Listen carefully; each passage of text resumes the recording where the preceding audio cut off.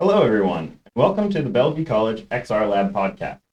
Today, my name is John Thaler, and I will be helping with the technology.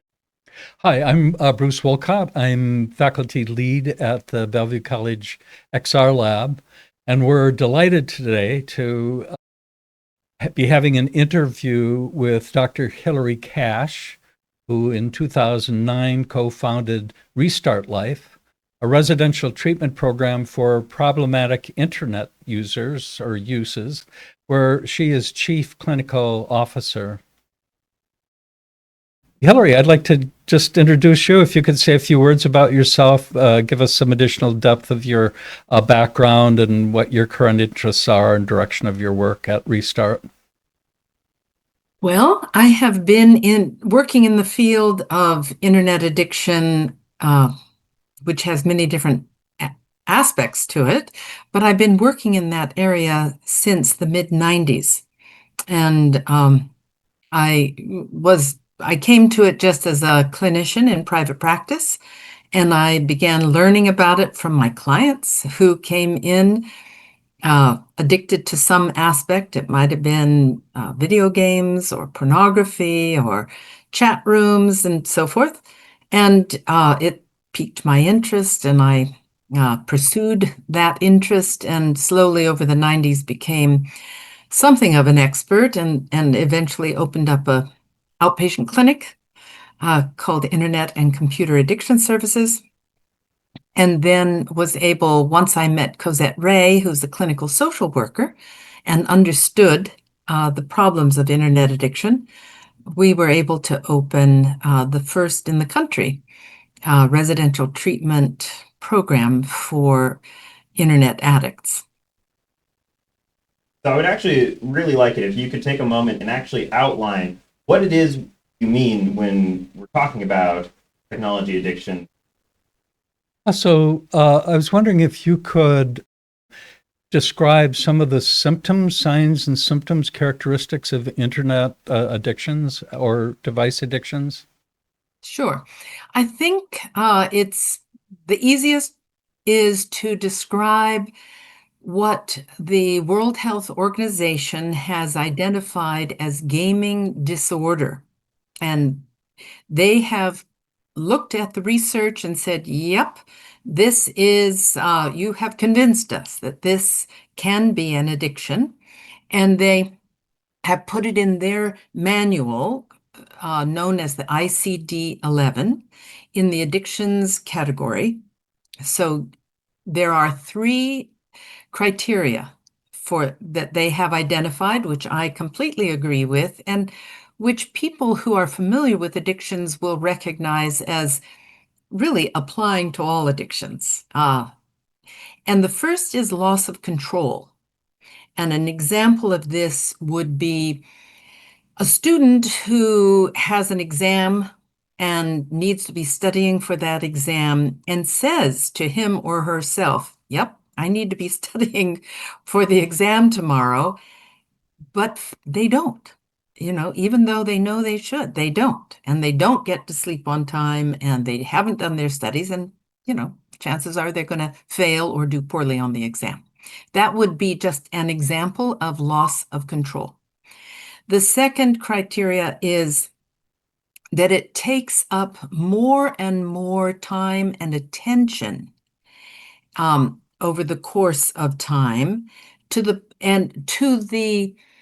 detriment of other things in life, both other interests, other people, other hobbies, and other responsibilities.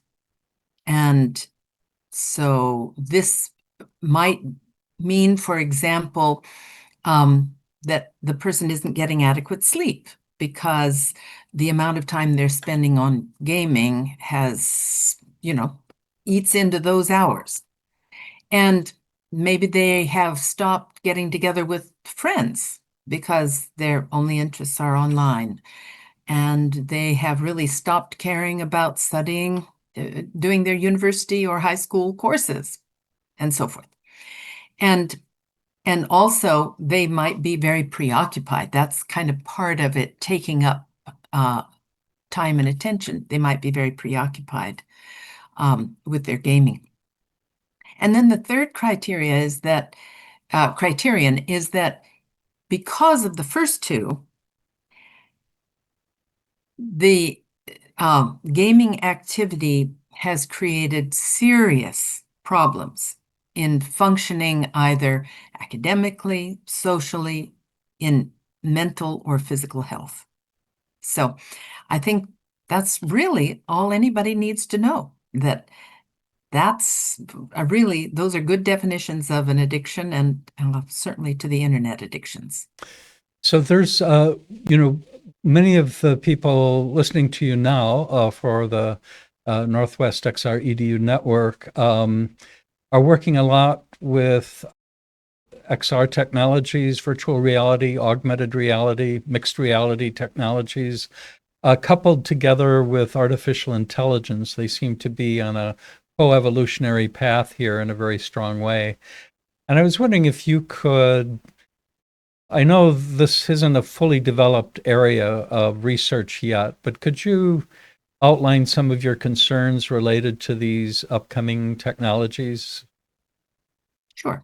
So I think of it as a clinician and somebody who cares and knows more and more as time goes by about child development.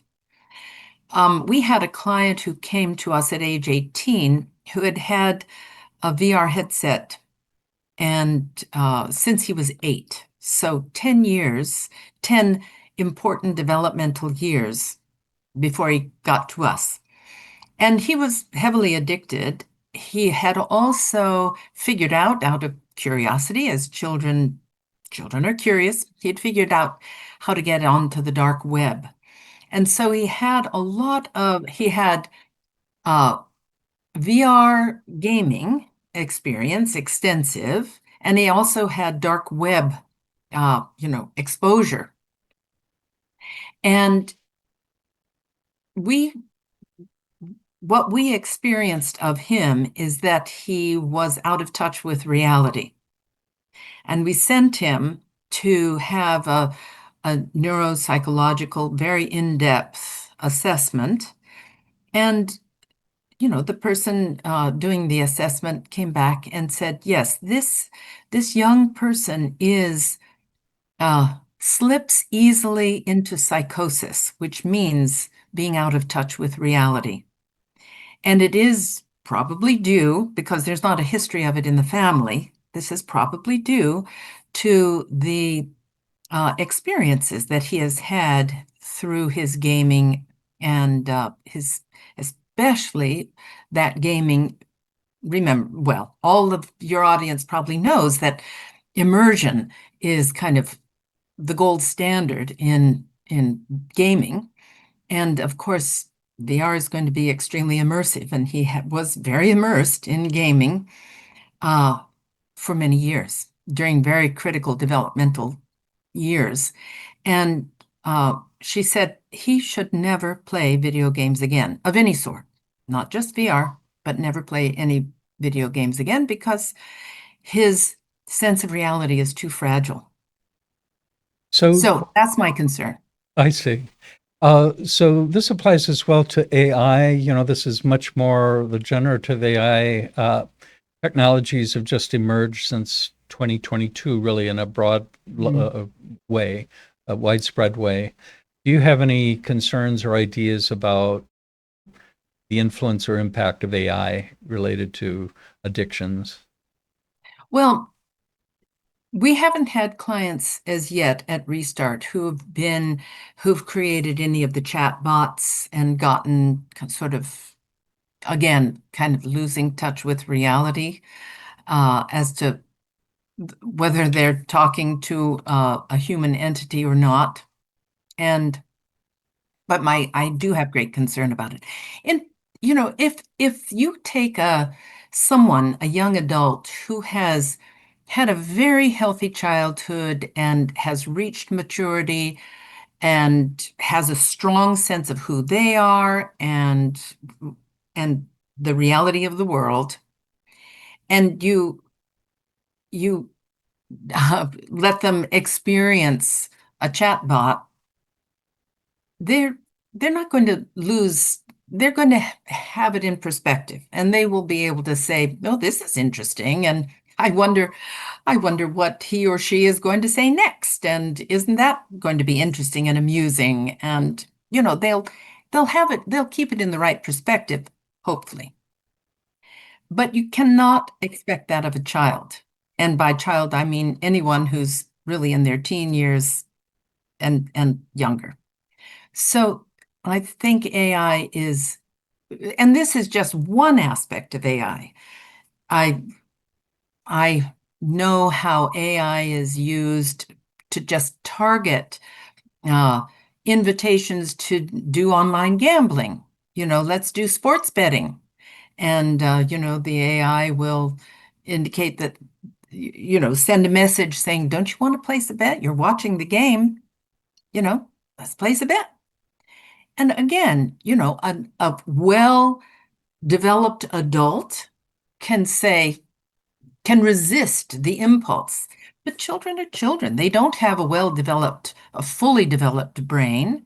And the more they've been spending time online in video games, social media, and all the rest, their capacity to control their impulses is greatly reduced, actually, compared to what it should be. So you simply cannot expect them to be able to resist their impulses.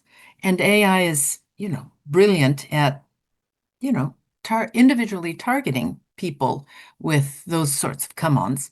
So I mean, that's just another example of what concerns me about AI. So this brings up my last question, Hillary, and that has to do with the fact that so many of us, as part of our work, just everyday life, are behind computers and are using phones and laptops and a variety of different technologies. And I'm wondering if you could describe, since this technology is ubiquitous, what is a healthy relationship with technology in your view? What constitutes the borderline between non-addictive use and addictive problematic use? Where do you see that? Where do you see that range? Well, I don't have a simple answer, save one, and that is to keep the it's really important that people understand child development and understand that children will develop best if they have no access to screens whatsoever in the first 3 years of their lives.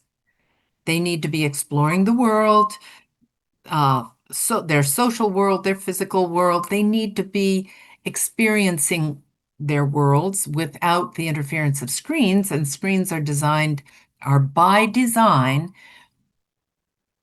easily going to hook their attention and override nature.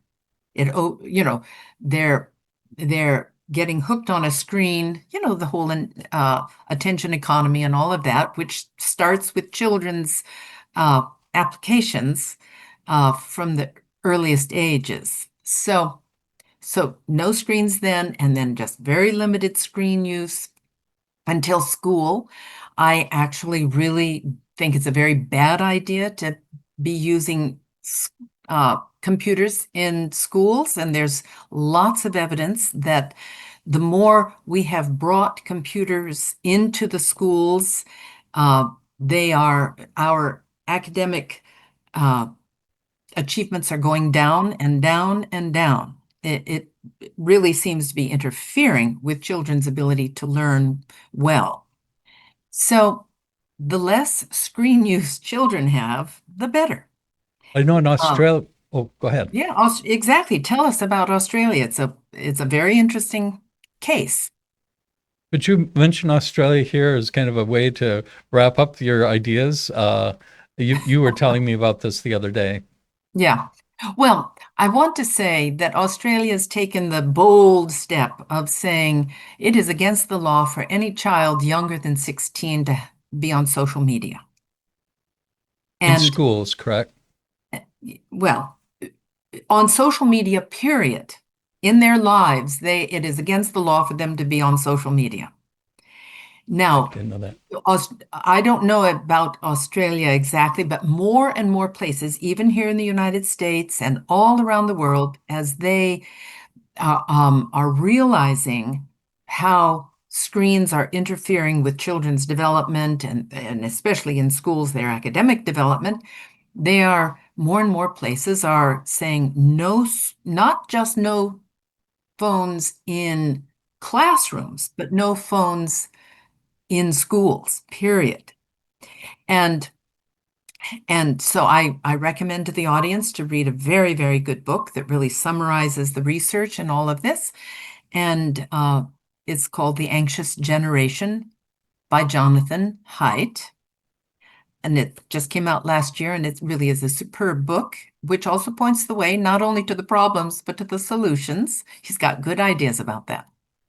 I think this is a good opportunity to wrap up the conversation. It'd be great to hear more in depth all of the work that you're doing, but we do want to have a shorter video versus a longer documentary style, which would be worthwhile for the topic that you're covering, Hilarie. Well, and the things that children need don't, as human beings, we don't stop needing those things.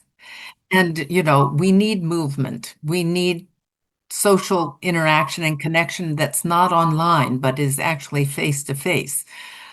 We need connection and community. These are things that all humans need, and screens have an ugly way of interfering with us getting what we need, even while we think we might be getting what we need through the internet. So it's not that the internet is bad, it's not that screens are bad, but they have to be appropriately used, and people need to understand what is appropriate. I think that's a wonderful note to end it on. You spent a lot of time talking about how it affects children, but just the ending note is that while that is all definitely true, we got to take care of ourselves even after childhood, right? And this still applies to everyone. Right. So Dr. Hilarie Cash, co-founder of Restart Life, thank you very much for being with us today. I'm Bruce Wolcott, faculty lead at the XR Lab at Bellevue College. John Thaler, podcast engineer today. And I'm Hilarie Cash, Dr. Cash, and I appreciate being invited on. Thanks, Hilarie. And thank you all for watching.